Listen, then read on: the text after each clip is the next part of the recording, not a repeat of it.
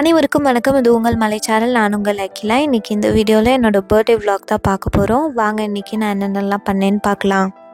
காலையில் எழுந்திரிச்சிட்டு தலை குளிச்சிட்டேன். அது காயவே இல்லை. ஆக்சுவலாக அதுக்குள்ளே டைம் ஆகிடுச்சு. சரி காஞ்ச வரைக்கும் போதும்ன்ட்டு தலை சீவிக்கிட்டேன். பர்த்டேக்காக டிஃப்ரெண்ட்டாலாம் ஹேர் ஸ்டைல் பண்ணோம் அப்படிலாம் எனக்கு தோணவே இல்லை. எப்பவும் போல் நான் சாதாரணமாக எப்படி தலை சீவுவேனோ அதே மாதிரியே சீவிக்கிட்டேன். நான் 4th 5th படிக்கும்போதெல்லாம் எங்கள் ஸ்கூலில் வந்துட்டு கலர் ட்ரெஸ் போட விடுவாங்க பர்த்டே அப்போது. அதனால் கலர் ட்ரெஸ் போட்டுட்டு சாக்லேட்லாம் எடுத்துகிட்டு போய் காலையில் போனோன்னையும் ஃப்ரெண்ட்ஸுக்கு கிளாஸில் இருக்கிறவங்க எல்லாத்துக்கும் கொடுத்துட்டு நம்ம திரும்ப இன்னொரு ஃப்ரெண்டை கூட்டிகிட்டு நம்ம ஸ்கூல் ஃபுல்லாகவே போய் எல்லா ஸ்டாஃப்க்கும் சாக்லேட் கொடுக்கலாம். அப்போது வந்துட்டு நான் என்னோடய பெஸ்ட் ஃப்ரெண்டை கூட்டிகிட்டு போயிட்டு எல்லாத்துக்கும் சாக்லேட் கொடுத்துட்டு வருவேன். சின்ன வயசுலேருந்து இப்போ வரைக்குமே என்னோடய பர்த்டேனா கண்டிப்பாக என் ஃப்ரெண்ட்ஸில் யாராவது ஒருத்தருக்கும் பர்த்டேவாக இருக்கும்.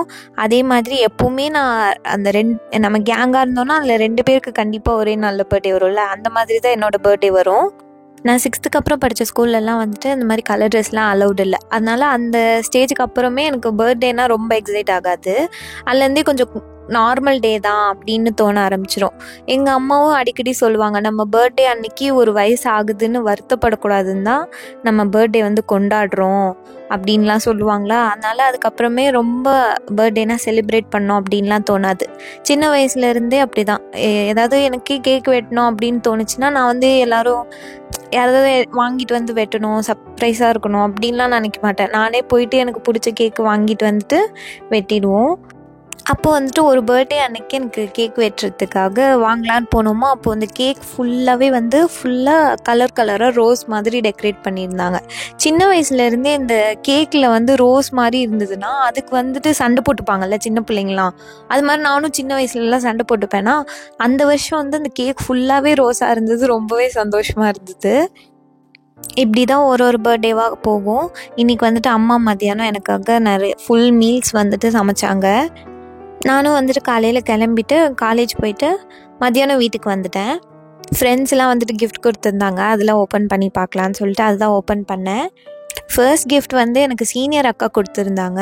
ஆக்சுவலாக அவங்களுக்கு என் பர்த்டே தெரியுன்றதே எனக்கு தெரியாது. அதுவே சர்ப்ரைஸாக இருந்தது. அவங்க எதுவுமே சொல்லாமே அவங்களே விஷ் பண்ணதே எனக்கு ரொம்ப சந்தோஷமாக இருந்தது.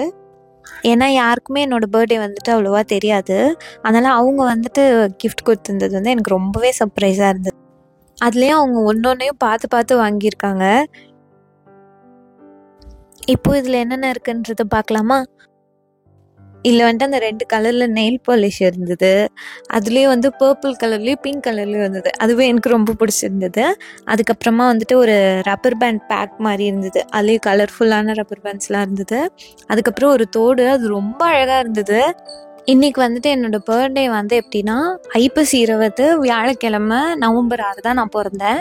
இன்றைக்கி எல்லாமே கரெக்டாக வந்து ஒரே நாள்லேயே வர மாதிரி வந்தது. அதனாலேயே எனக்கு இந்த பர்த்டே வந்து கொஞ்சம் எக்ஸ்ட்ரா ஸ்பெஷலாக இருந்தது. அதுக்கப்புறமா குட்டி குட்டி கிளிப்ஸ் இருந்தது. அப்புறம் ஒரு பெரிய கிளிப்பு, இன்னும் கொஞ்சம் ரப்பர் பேண்ட்ஸு, இந்த மாதிரி குட்டி குட்டி விஷயமாக அவங்க ஒன்றா வாங்கி அது எல்லாத்தையும் சேர்த்து வச்சு கிஃப்டாக கொடுத்துருந்தாங்க. அது எனக்கு ரொம்பவே பிடிச்சிருந்தது. அடுத்தது இது வந்துட்டு என்னோடய ஃப்ரெண்டு வந்து கொடுத்த கிஃப்ட்டு. ஆக்சுவலாக 2 பேர் சேர்ந்து கொடுத்தாங்க. நான் எல்லா கிஃப்ட் பேப்பரையும் ஒன்றொன்றையும் பார்த்து பிரித்து அதை எல்லாத்தையும் கரெக்டாக மடித்து வச்சுட்டேன்.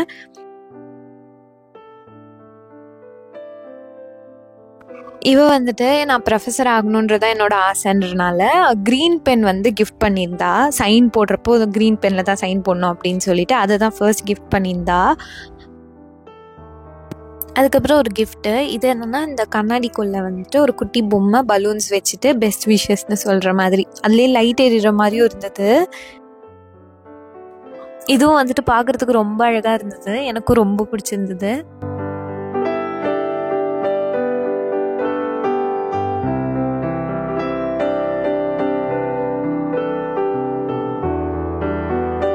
அதுக்கப்புறமா அம்மா செஞ்ச சாப்பாடு நல்லா சாப்பிட்டுட்டு கொஞ்சம் நேரம் ரெஸ்ட் எடுத்து திரும்ப எனக்கு மதியானம் கிளாஸஸ் இருந்தது. அதனால் நான் திரும்ப யூனிவர்சிட்டி போயிட்டு நான் ஈவினிங் வரும்போது இன்னும் 2 ஃப்ரெண்ட்ஸ் வந்து எனக்கு கிஃப்ட் கொடுத்துருந்தாங்க. அதுதான் வந்துட்டு இப்போது நம்ம திறக்க போகிறோம். அவங்க 2 பேருமே வந்துட்டு ஆளுக்கு ஒரு புக்கே மாதிரி கொடுத்துருந்தாங்க. குட்டியாக ரொம்ப க்யூட்டாக இருந்தது. அது நான் இந்த வீடியோஸ்க்கெல்லாம் ஆக்சுவல் வாய்ஸே கொடுத்துருந்தா இன்னும் நல்லா இருந்திருக்கும். நான் அப்போ வந்துட்டு மைக் வச்சுக்கிட்டு பேசலையா, அதனால ஒழுங்காக வந்து ரெக்கார்ட் ஆகலை. சரின்ட்டு நான் வாய்ஸ் ஓவர் கொடுக்குறேன். இது வந்து திறக்கும் போது எனக்கு இந்த கிஃப்டில் ஏதோ ஒரு தோடு அது மாதிரி இருக்கும் அப்படின்னு தான் நினச்சிட்டே நான் திறந்தேன்.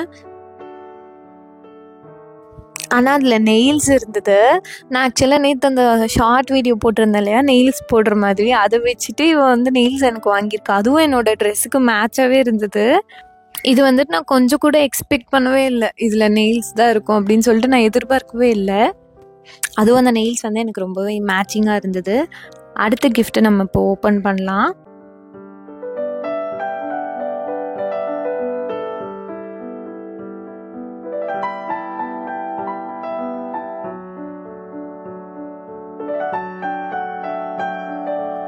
முன்னாடி கிஃப்டெல்லாம் திறக்கும் போதாவது சரி இது இருக்கும் அது இருக்கும்னு ஒரு எக்ஸ்பெக்டேஷன்ஸ் இருந்துச்சு. இந்த கிஃப்ட் திறக்கும் போது எனக்கு எந்த எக்ஸ்பெக்டேஷனும் இல்லை.